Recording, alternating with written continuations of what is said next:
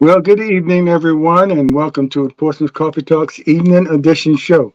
James Slim Overton here, and I'm here with co-host Leah Drake Stitt. And Thomas the Colonel Chapman tried to come on earlier. He's dealing with a summer cold, just getting his voice back, but when he tries to talk, he coughs. So he's going to have to lay out for another show.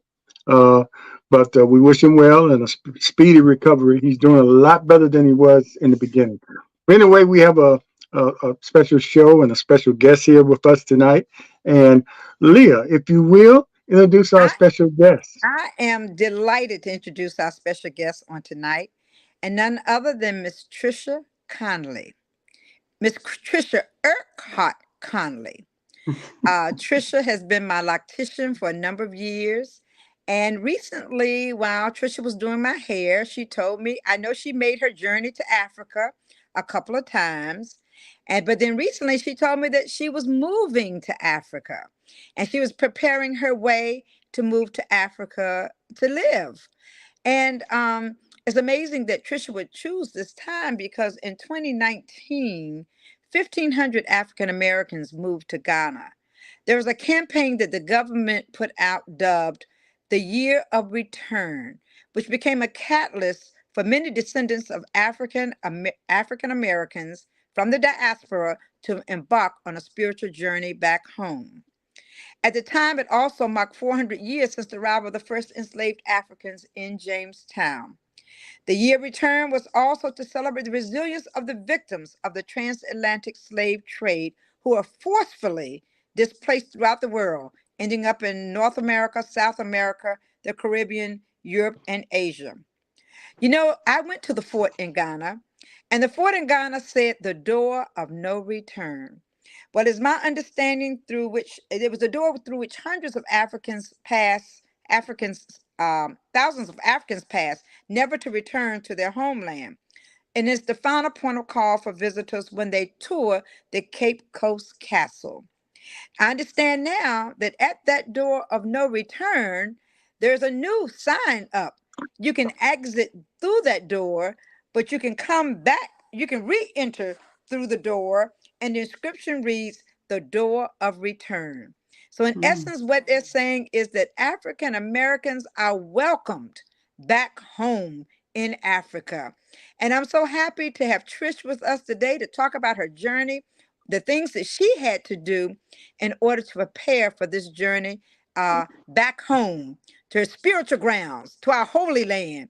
And Trish, you know, as I know, when you touch the grounds of Africa, boy, the spirits just seem to engulf you. And the feeling is so amazing every time you go to Africa. So, Trish, I want to tell you, welcome to Portsmouth Coffee Talk. And I want to thank you for agreeing to come on to share with so many others about your journey and how you plan to embark upon that spiritual journey back home. So, welcome, Trish, to Portsmouth Coffee Talk.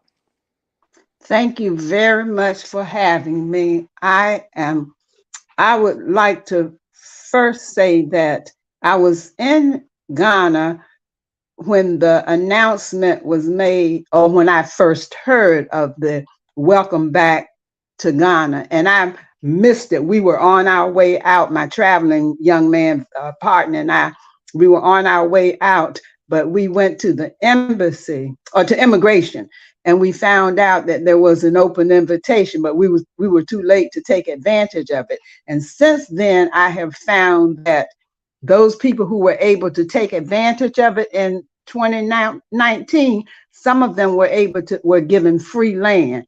Wish I Yes. could have done that, but I Yes. missed that. But I started my journey to Ghana in 2015, going with a family who are Ghanaians with American citizenship. So that's where my journey began. And it has been a journey, Trish, because you've gone over, you stayed for 3 months, you came back home, and now you just got back home just a couple of weeks ago. And now you have to go back for 3 additional months. Explain that portion of the trip, please. The way it works is if you're going to become a resident and you need residency requires that you or gives you access to opening a bank account, to getting a SIM card, to buying a phone, and SIM card, phone, because you need all of those. So that getting your residency allows you that access. And once you get that access, you must follow their regulations. 3 months on, then you have to come back home, then you can go back for 3 months. So you have to spend 6 months a year in 3-month segments. And to tell you well, I think that's the way it worked, because you had to come back. I'm pretty sure I'm following the protocol. So this will be my next 3 months, October, November, December, and then I'll start over again next year. Now, mind you, when I first started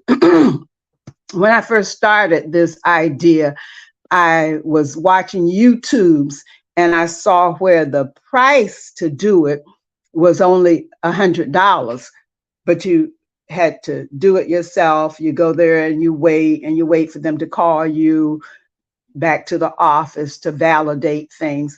So my landlord and Iman, and whose compound I lived on in Accra, turned me on to this agency. And the agency, of course, it costs money. This agency, I think they charged me $1,200. I think that's what it was. But anyway, my residency card was delivered to me in 3 days. Wow. So so I didn't have to go, because plenty of people are still waiting for it. But that $1,200 got me mine soon. So I was able to adjust my plans and travel to another part of northern Ghana as I waited. I mean, since I didn't have to wait anymore. So that ended up being, if you can throw that in your budget, the extra $1,200, it did pay off real well. Got my SIM card and got my phone and my Momo phone, so I can transact my I know about those Momo phones. So I can pay obligations and put money on my phone. So yes, it's been an experience and continues to be one. I have to do that for 3 years. For 3 years, Wow. you go stay for 6 months, 3 months on, 3 months back home, 3 months there. For 6 Right. years, you have to do that in order to get your citizenship with Ghana.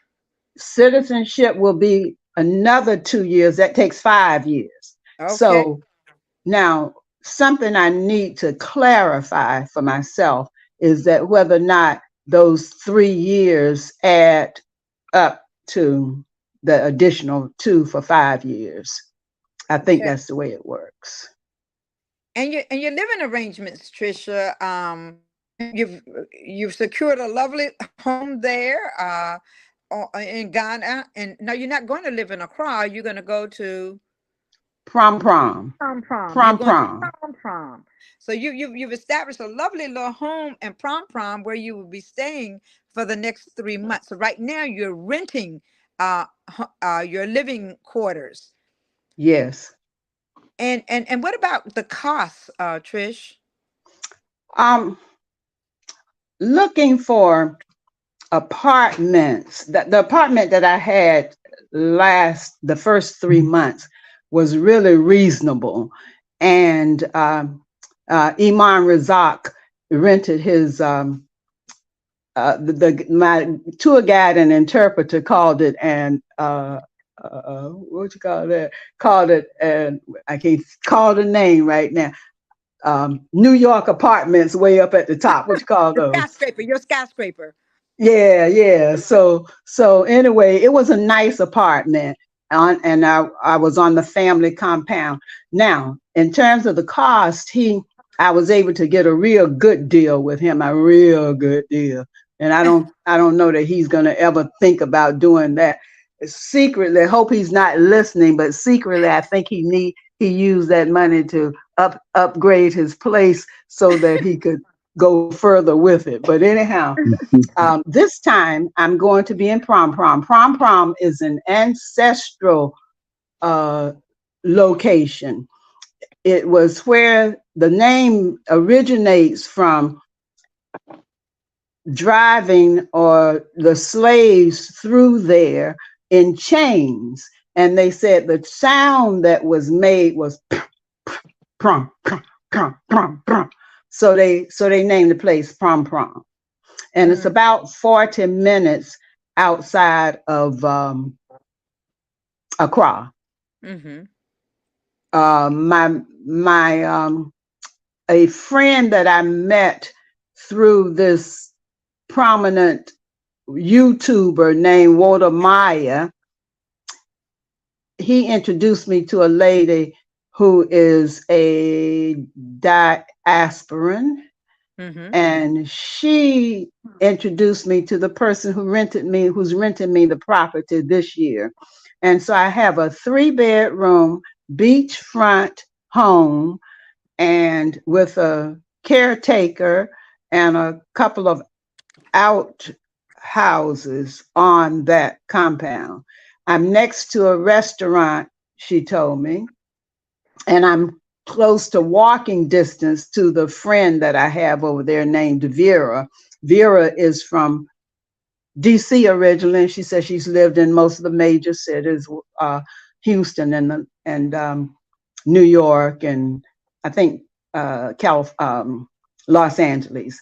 But anyway, that's where I will be living this time, and I'm hoping that if that continues, if it's a nice place, it's a place that I can live and invite all of my skeptical American friends who want to go to Africa, but are kind of scared to go. They probably don't want me to say they're scared, but they want to be comfortable that there's somebody there that they know.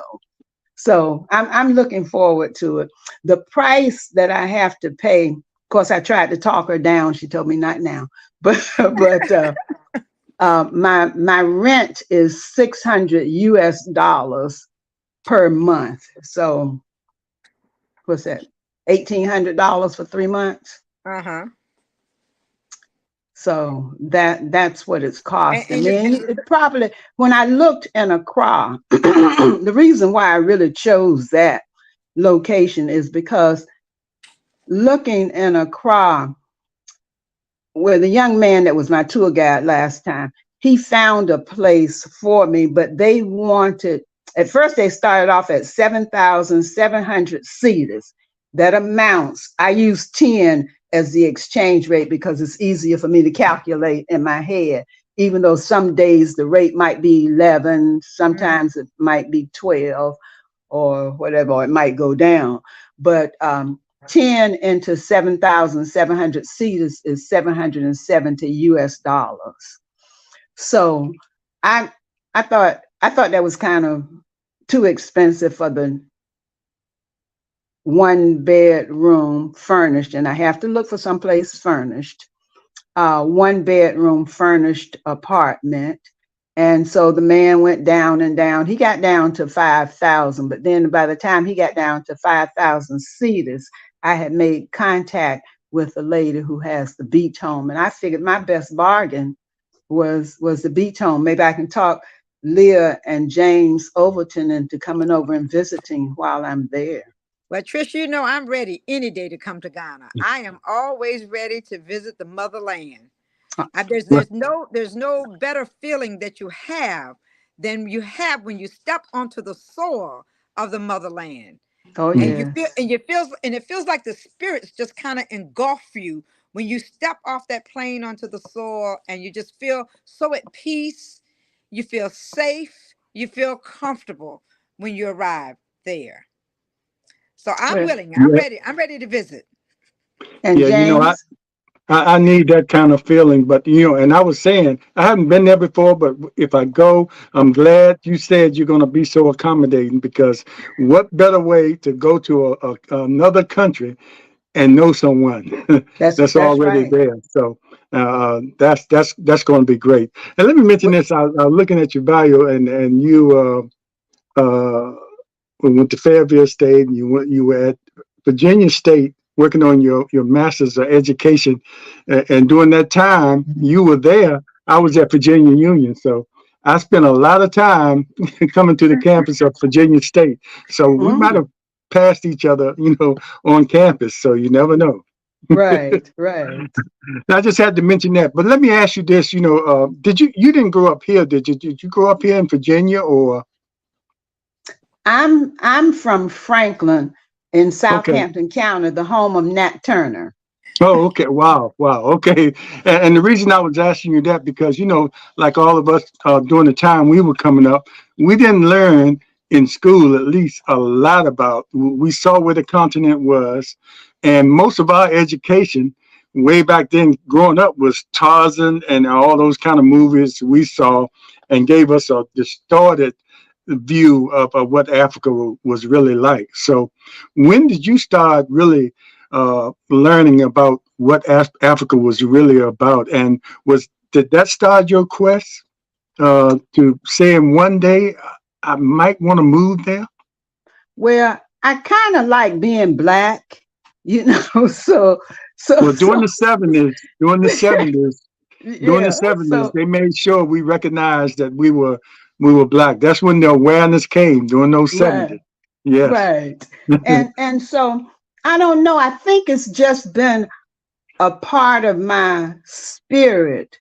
And I told a friend recently who asked me, who seemingly has no desire really to go there, to go to visit Africa. But I did tell her that she asked me why was I going. I said, I'm going home, and I'm going to take my ancestors back home. Mhm. So they will be delighted Your to, your ancestors are singing with joy, honey, oh yes, oh to be able yes, to oh take yes. them back And to if the mama motherland. was alive, I could drag her on over there. She would go with me too. That chicken sister of mine won't go, but my mother would go. But I think that's where, and then I always sought for truth. And I had a boyfriend in Fayetteville State who was a Black history major. I think this is what fueled my interest. Was Mhm. Willie was a history major, and he talked a lot about the Black history and what he was learning in class under Dr. Bishop. And Dr. John Hope Franklin was Dr. Bishop's Oh, John Hope protege. Franklin. Well, that's history. That's history Oh all by yes, itself. That's oh history. yes. Yes. So with Willie sharing that kind of information with me, I think it just fueled oiled my soul. And when as I began to learn and interact with other things, and I became a teacher, and wherever I saw I could infuse some of what I knew and was learning about Black people and Africa and our existence. And I did. And it has proven to be healthy for me. And so, let me throw this in, James, and some people who are saying that they're going to come visit me. Oh, my joke, which is really not a joke, is you're invited to come over and stay with me for a week. Um, I'm not going to charge you. Your bed will be free. You might have to bring your own sheets, but your bed will be free. But when you get ready to leave, I'm going to do like we do in church. I'm going to have a basket at the door for donations. For an offering. Your offering plate. So, Your offering plate. Yeah.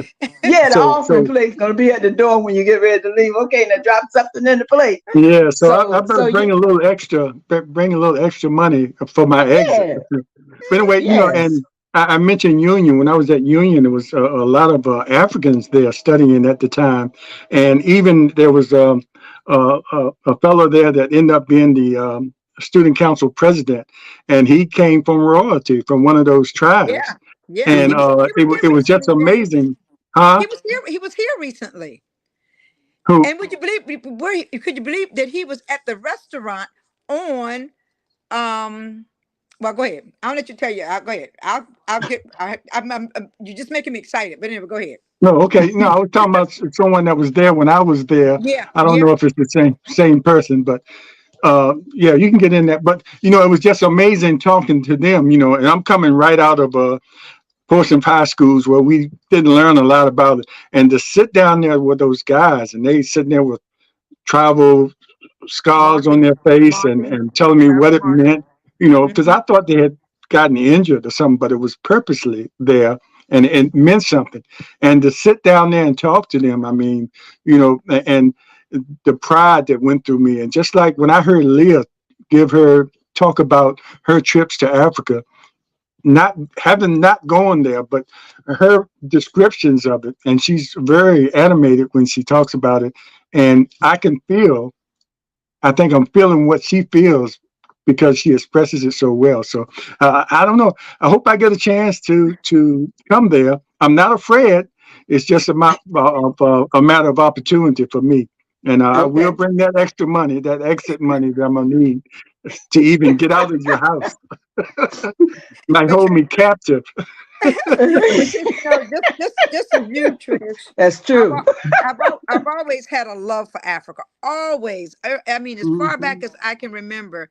And then I remember one year, I was up in Richmond, and someone showed the picture Sankofa.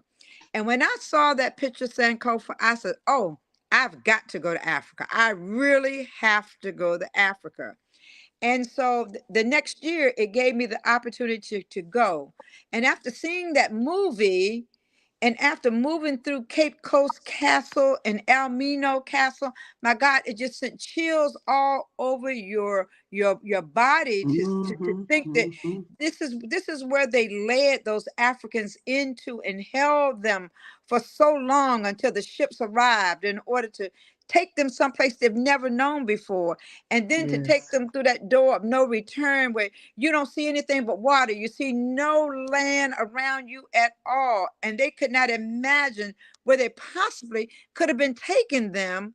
And so many of them tried to kill themselves because death was better than the unknown, Hmm. and to think that, and to think now that not only can we go through that door of no return, but we can return through that door, return back to the motherland. And that is such a Hmm. blessing. So when someone tells me now, go back to Africa, I tell them I can't get there soon enough. Right on. Yes. Can't get there soon Yes. enough. And that's why it's so strange now when we hear. I hate to. I guess this is the Colonel's part, bringing in politics a little bit. When we heard DeSantis talk about, or the people talk about how we learned so much in slavery, we bought a lot of that with us. We did. We From did. the motherland. You don't think we came from over there without any kind of skills or anything or any kind of ingenuity up here? I guess we could look like we didn't know what was going on because we didn't know the language. Exactly. Anybody can look, like they don't know what's going on if they don't know the language. Yeah. So, I think a lot of this needs to be dispelled. And I want to ask you this too, because a lot of goes around. You hear a lot of people talk about, the Africans, the people from Africa don't really appreciate the African Americans over here in the USA. Um, well, I don't know where that started. I mean, that could be anybody. That's human nature.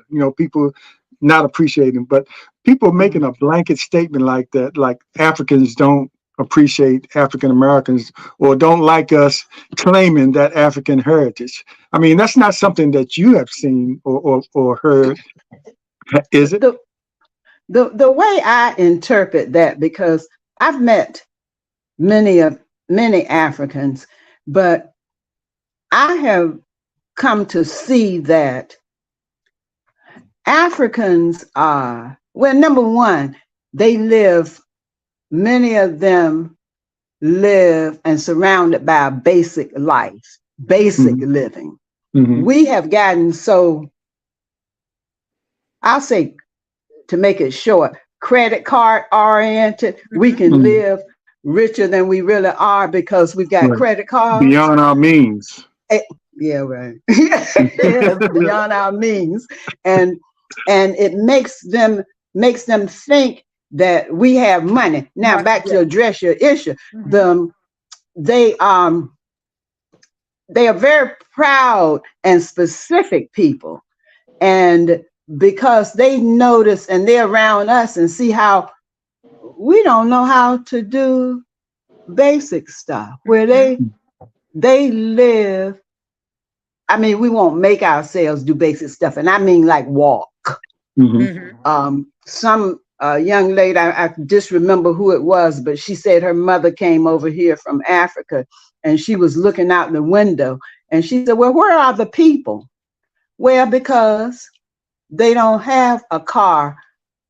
All of them don't have access to a car that you can get in a car and drive 5 minutes up the street to the store and come back. You know, they walk. A lot of it is walking or riding. I'll call it public transportation, but I think it's private. But Hmm. nevertheless, the trotra. So they do things like that. And when they look over here and see how, this is my assessment, when they come here and they see how we are, they kind of look down on us because they say, Wasteful. See, I mean, wasteful. to me, in my mind, they might say, "Y'all stupid." I mean, I Hmm. don't mean. What's wrong with you all? Where is your intelligence that will allow you to uh, transform your knowledge and your understanding about who we are? So, and then I think a lot of African Americans look down on Africans. Trish, Trish, Um, Trish, you said it. Because what I found when I was over there, how you received them was how they received you. I Hmm. had a young lady who went with me over there, and I tell you, she snuffed her nose up at them, and she didn't want to be around them, and she said they stink, and she didn't want to be near them. Of course, they did not receive her the way that they received me, because it's all in how you, what you do. You that's right. decide how people are going to treat you. And you That's come there right. thinking you're better than everybody else. You Well, you're gonna you receive negative treatment. Well, you know you know, it that one of those statements you made me dispel the myth that they stink, because when they show us pictures here on our television and we Hmm. see people walking through the Hmm. desert with their fabric wrapped Yes. around them in their dress manner, Hmm. I guess you could automatically think that somebody walking out there on dry land like that would There you go. smell. You're hitting it. However, when I arrived there in all of my first visits in 2015, I started using my nose There you go. because That's right, Trish. I wanted to dispel that myth. And you know what I Exactly. concluded? Yeah, yes, some people don't wear deodorant, but that's in a lot of cultures. It is. It yeah. is. Yes. So, but the person who I say has the greatest chance of being musty, if you will, is the trotro, not the driver, the mate on the trotro, because where we have the city bus that has those rolling bars that tell you where you're going and the like, Hmm. they don't. There's a man that sits on the trotro, and the trotro is like a church van that's retrofitted with a seat for him on the back of the front passenger seat. And what he's doing is waving out of the Raven. door, out of the window, and recruiting passengers, Hmm. telling them what the next stop is. Hmm. So, a man that's doing that for a living and he's jumping in and out of that van in the sun, he can be mustard. He got Uh-huh. all the right in Yeah. the world to be mustard. So I wouldn't condemn that so much, but I didn't smell. I In didn't fact, either, I think they Trish. go to great lengths to make sure they smell fresh. I Trish, think I they Yeah. go agree to with you. great lengths. And, Now I and, know and that. and I did read in some cultures that that that aroma, that natural aroma that comes from not using body lotions or odor, is a sign of manhood, and that's something that they favor, and that's some Okay, cultures. And So that's if what's a lot of Europeans as well. right, A right, a lot of lot. It's Europeans. not just Africa; it's That's Europeans, right. Greece, Hmm. Greece, is like that. But and I can understand why some Africans that might come here that might look at us, we were Negroes, we black, and then we're African Americans. And if you're going to call yourself African American and you don't take time to even study the culture, Thank you. not even know about the culture that you are calling yourself. You are African American. And you put the African first, not American African. You're putting African American, and then you don't even know Don't know a thing about anything it. about Don't the know a thing. culture except for what you saw in Tarzan movies. That's I right. would have a certain reservation about you too if I was Exactly. a true African. And sometimes the arrogance that we might Exactly. give off. I'm African American, and then they ask you something, and you don't even know about the middle passage. You don't even know, some of the basic things that Mm-hmm. somebody should know. And Mm-hmm, it's not mm-hmm. because we weren't taught it. You just take that extra effort. That's You right. you can Google now. You don't have to find an encyclopedia. You can Google. Right, right. Just know something. And that might be part of it. That Africans say. You call yourself African American and you don't Mm-hmm. know nothing. But And just Exactly. James, it also goes back to my first trip over when we were in the slave castle, and the curator separated the African Americans from the Europeans. But my first trip over, Ron Brown, Ron from Dinkins, all of those folks, from we the were white together on people, that first trip. And from the white people, Ron Brown was head of commerce. And so he told the French, he said, listen, excuse me, my French brothers and sisters, but I want to speak to my African American brothers and sisters. He said, when you left here as chattel. You left here as cargo. He said, but look at you now. He said, you come back, and this man is head of commerce. You're teachers, you're lawyers, you're doctors. He said, are you not the best? Have you not Mm-hmm, gone to the best mm-hmm, schools? Do you not have the best education? Do you not live in the best houses? Do you not drive the best cars? You know, in essence, you've had everything pretty much at your hand. But then he mm-hmm. says, why don't you act like it? And some people got angry. Some people got angry, but there's so much truth to that. We've gotten so comfortable with the things that we have acquired that we have not taken the time to learn who we are, whose we are, from whence we've come. We just haven't taken the time. And we snub our nose at Africa. Some of us. Yes. Some of us. Well, we also don't want to hurt other cultures like Caucasians. We don't want them to feel like I guess we don't want to offend them or something like that, or don't want them to think that we favor being African. And so one of my friends said, she hurt my feelings, but I didn't, I tried not to show it, but I still remember and repeat it. She said, I ain't lost nothing in Oh, Africa. I've heard that so many times, Trish. You said that too. Trish, you know what Wade Nova said to the lady who said it to him? She said, I ain't lost nothing in Africa. He said, you left your mind in Africa. Uh-huh, uh-huh. So Mm-hmm, true. mm-hmm, So true. mm-hmm. So true. Yeah, So true. Uh-huh. yeah. Well, it's been quite an experience. And what I've done is to make myself travel with the people who live life there. And Mm-hmm. I guess the way to say it is the haves and the have-nots. So I basically travel with the have-nots. And I say it like that because I don't know another way to say it. But I say Uh-huh. it like that because you're around people who they don't act like they have nots. They really don't move like they have nots. But when you live in a shed, I guess you could have some gold in there, but if you live in a shed, and I use that word because when I showed a friend of mine the compound that's next to ours, the one I lived in back in the first of this year when I went.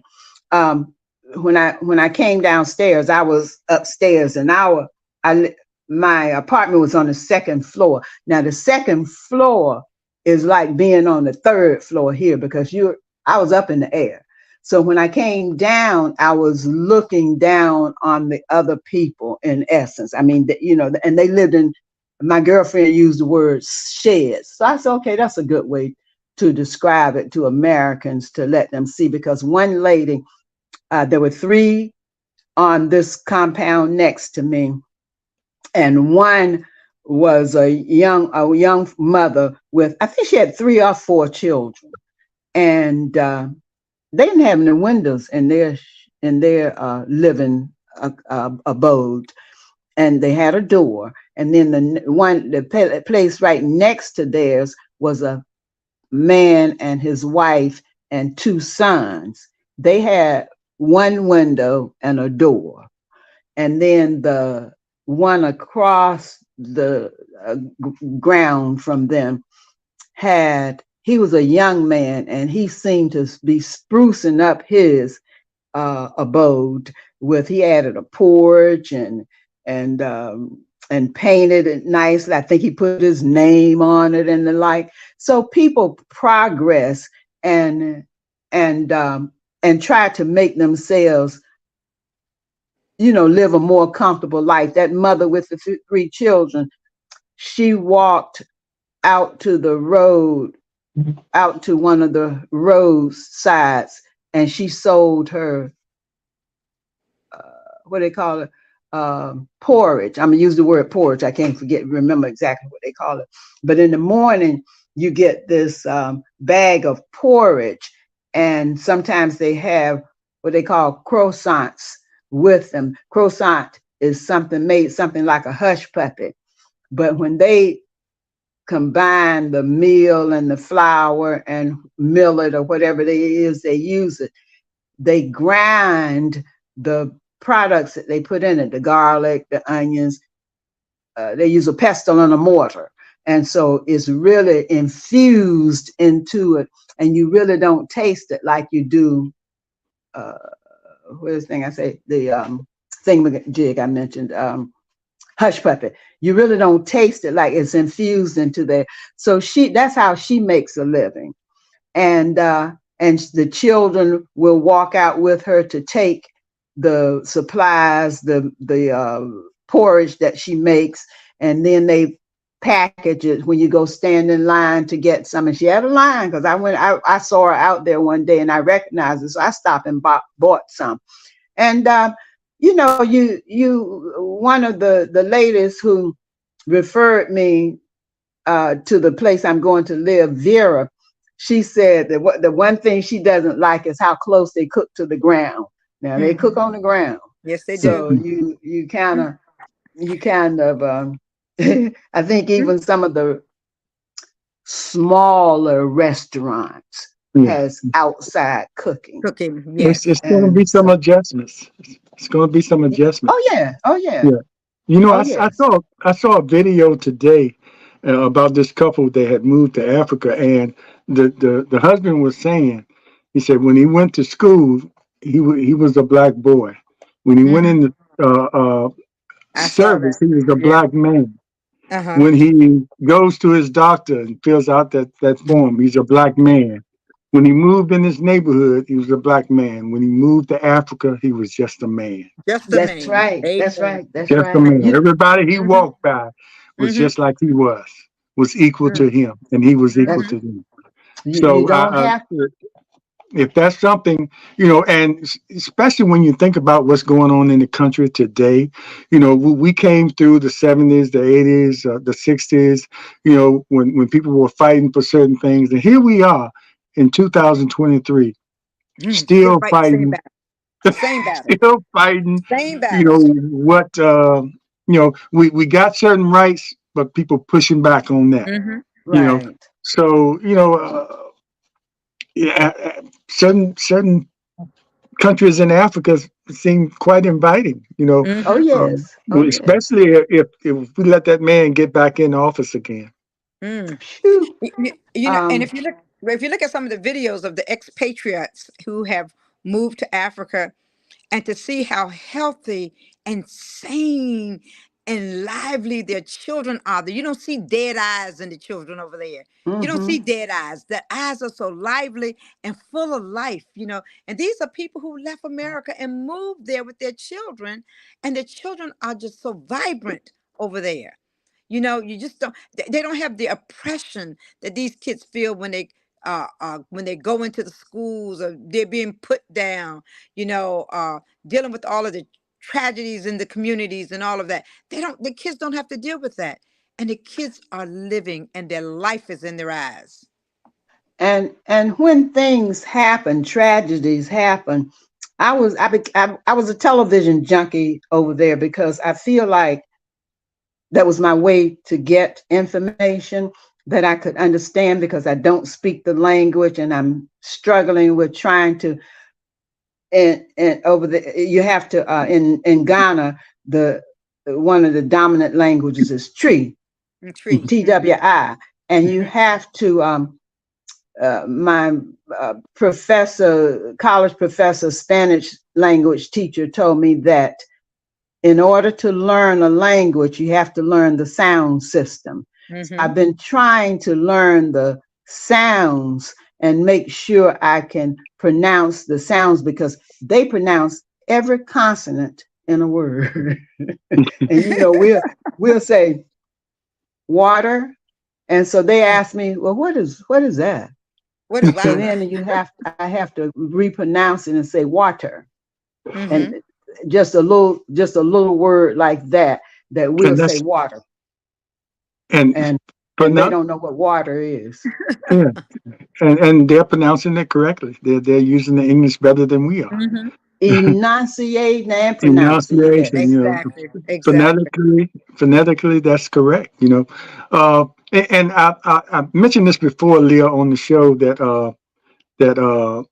as far as language, over here, I work with a guy that was from the Philippines, a young man, and I guess he's like a third generation, and he doesn't even know his language, and he says his mother and his aunts be in there talking the language, and he doesn't know it. He doesn't know it. But I watch movies that are from Africa that are streaming over here. A lot of movies stream over here, and of course, that they make the money. But one thing I can say about them, that most of the movies are in English, but while they're talking, in between the English, they'll throw their language in there.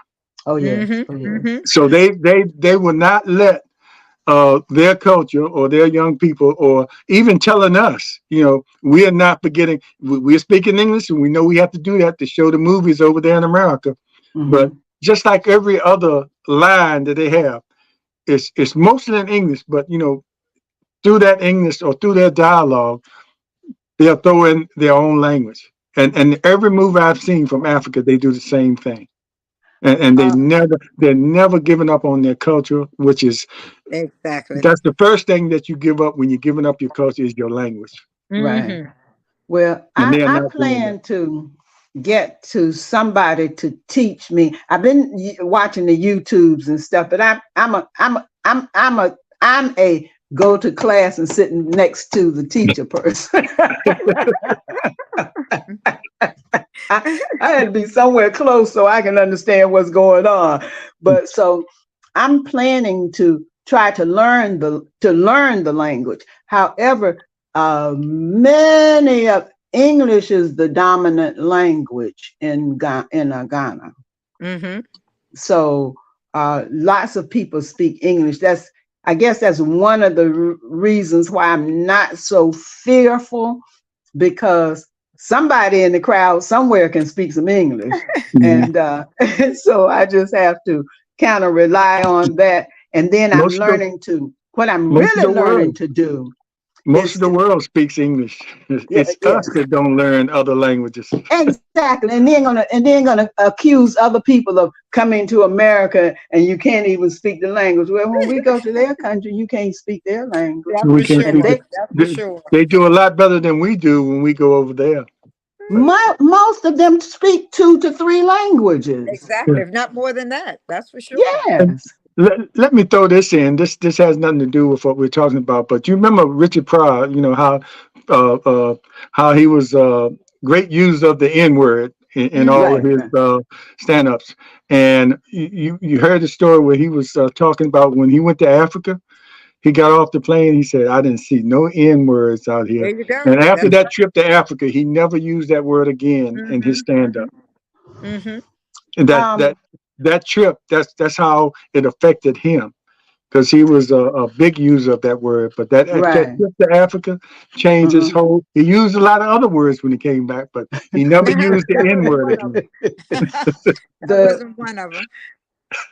the young man that was my tour guide, he's 28, I believe.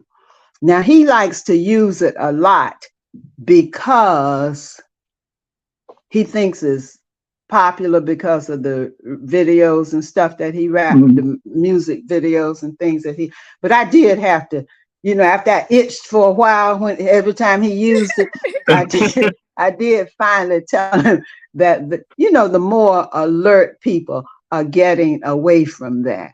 Mm-hmm, mm-hmm. And yeah, yes, you do hear some musicians and hip hop. Well, I won't call them like that, but other people who are young men, young people who are in that era still use it when they're referring to each other. But I tried to give him some history of the word so that he could diminish his use of, because he thought it was, he thought it was just good. Yep. My, Yep.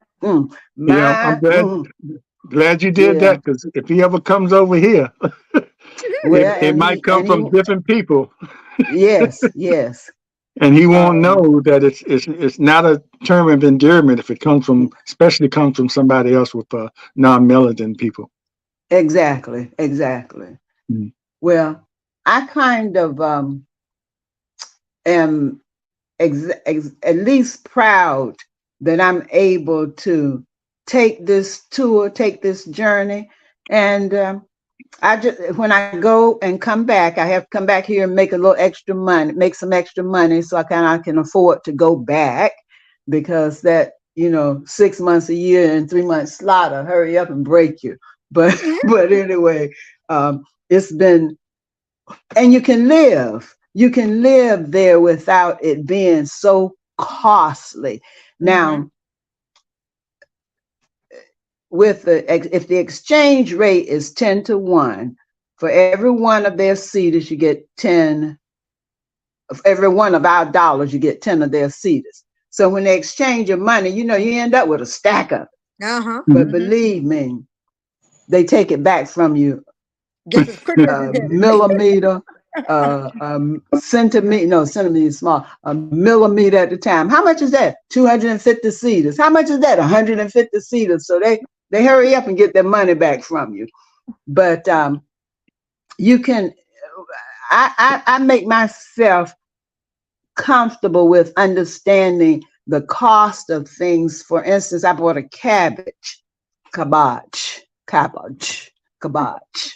And when I bought the cabbage, the lady said she wanted 15 cedars for it. So I had to hurry up and calculate that 10 into 15 cedars, and the cabbage was $1.50, translated to U.S. money. So I said, okay, well, if the cabbage is 79 cents a pound here, and you can easily spend $1.50 for a cabbage. Okay, so here's your 15 cedars. Mm-hmm. But believe me, it's a lot of it's a lot of money when you hear it like that. 15 cedars for one cabbage. So and you learn how to eat. It's a lot of street eating there. But once I'm comfortable, I buy food and cook some at home. So I won't have to spend that much money. Now, this past time visit, I happened on the compound that I lived on, which my landlord's mother was the dominant person in her family. She had some nieces, nephews, grandchildren living there. So she cooked 3 meals a day. After she got comfortable with me, or she saw that a friend of mine came, so I asked her if she would cook a meal for them, and she did. And so after then, she started feeding me.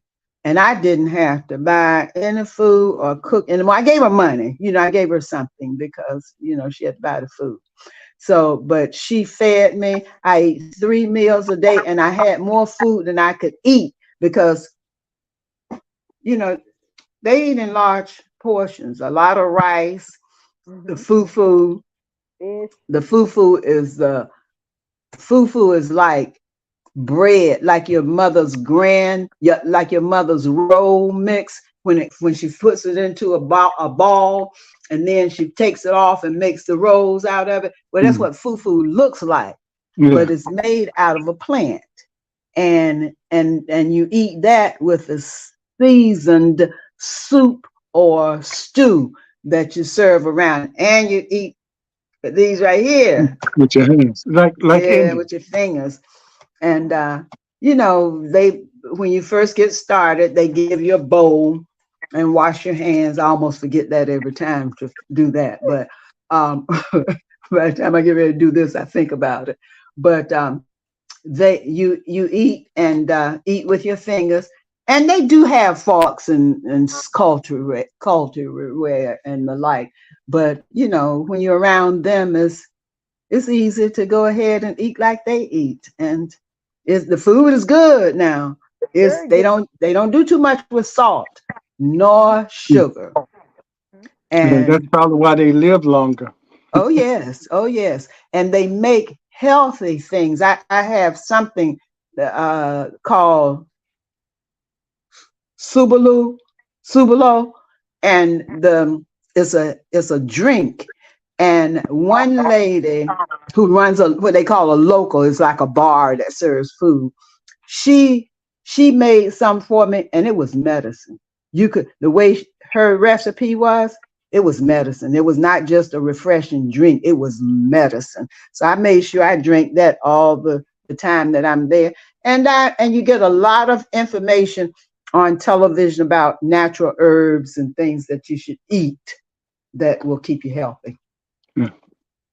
Let me ask you, well, as we get ready to close out, and I have to bring this up about, because Leah is up here with us. She's been up here for 3 years. She's our queen up here, and she doesn't need a physical crown because she wears her crown on her head every twice a week when she's on this show.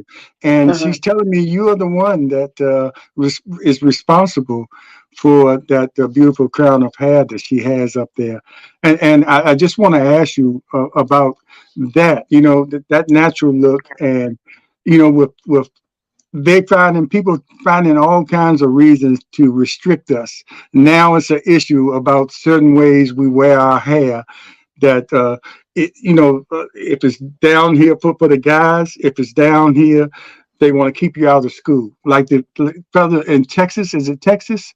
And he has his hair braided up, and they suspended him from school because they said if he lets it down, it will be past what they say. And Texas, wherever he is, that state passed the Crown Act, but that particular school is still coming after him for his hair.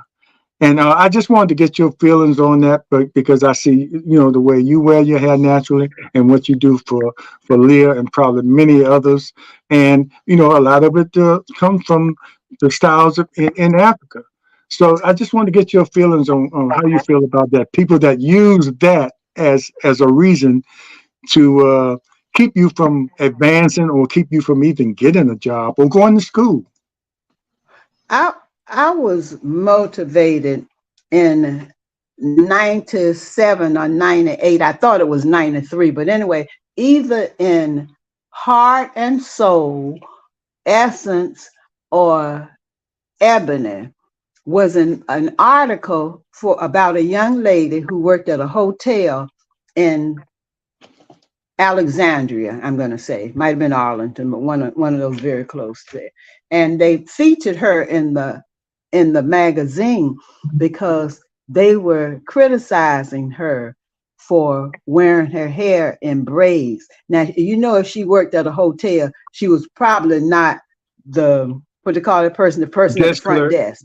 She was probably a housekeeper, and that was probably in the article. So she inspired me I was inspired by her experience. Then from that, the Essence, I think it was Essence, ran an article on this lady named um, mm, Nakia Evans, and she wrote a book about what everything you ever wanted to know about hair locking. I'm gonna hurry up.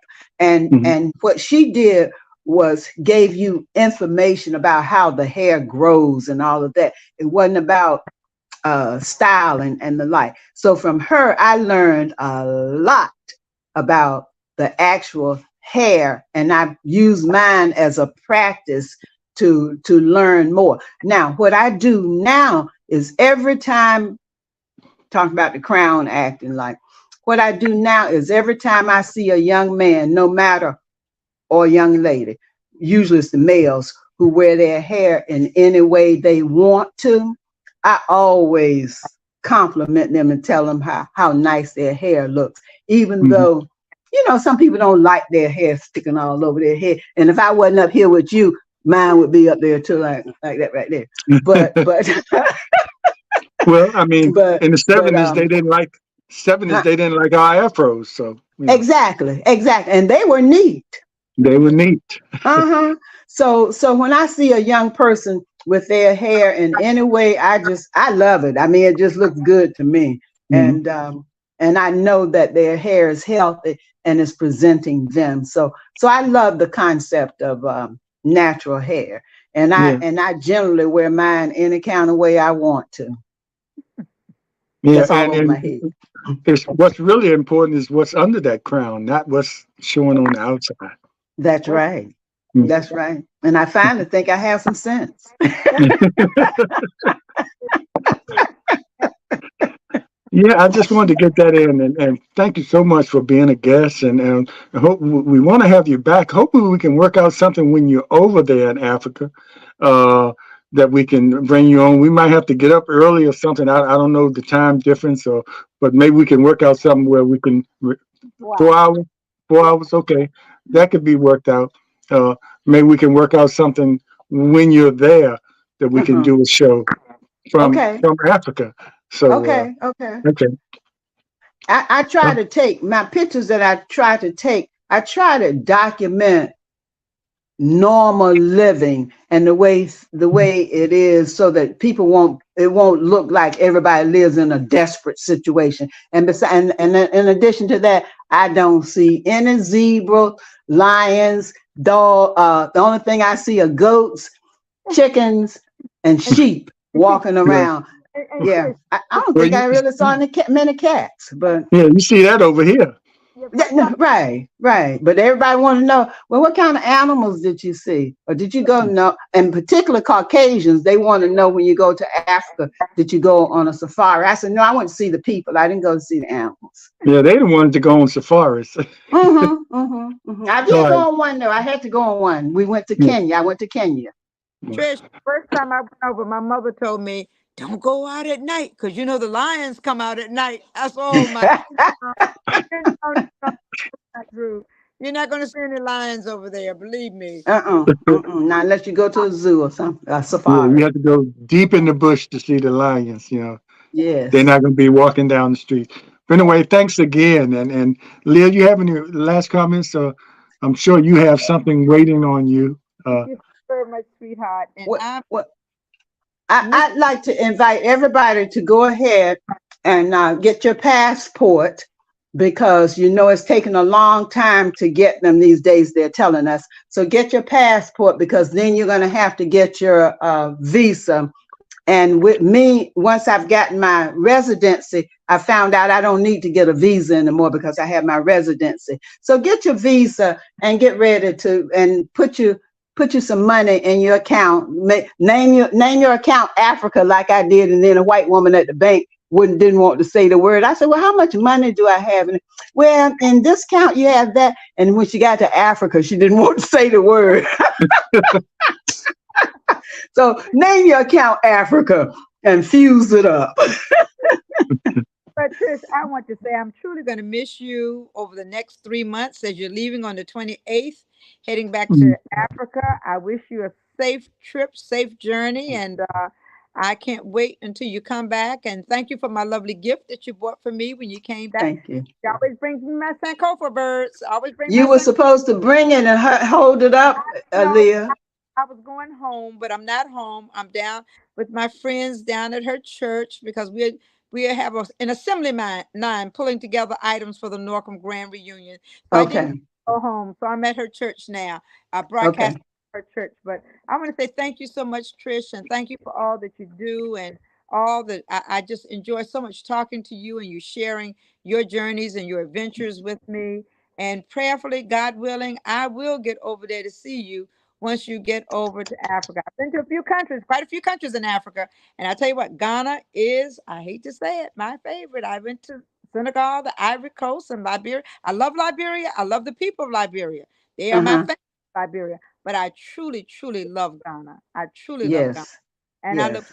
forward to going back to Ghana and visiting you when you're over there. But thank you so much for all that you do. Thank you for the healthy caring of my hair. Trisha believes in healthy hair. So I appreciate all that you do, Trisha, and safe journeys. Thank James? you. Thank you. Yep. Nice Too, meeting too, you, too late James. for me, but No, I, it isn't. Leah, tell him our secret. Oh yes, honey. We got a secret. We got a secret remedy, honey. We can grow some hair on your head, honey. oh, okay. I might have to talk to you, but I've gotten used to this look. It's just Oh, low okay. maintenance and Okay. everything. But anyway, thanks again. We appreciate you, and thanks everybody for watching Portsmouth Coffee Talks Evening Edition show. And we'll see you next Monday on the Portsmouth Coffee Talks Morning Show. We appreciate you. Leah, Trish, give me 1 second after we go off. and I gotta say one thing, Trish. That watermelon from Nat Turner hometown, believe Uh-huh. me, it was the sweetest watermelon I've had all year. Thank you so very much. Yes, yes. It was James, true. you have to have one of our watermelons from Yeah, Southampton County. yes. I'm look forward to it. Look forward to Okay. it. Okay. Okay, Trish. Take care. All right. Thank you. It's been a Bye-bye. pleasure. Bye bye. Thank you.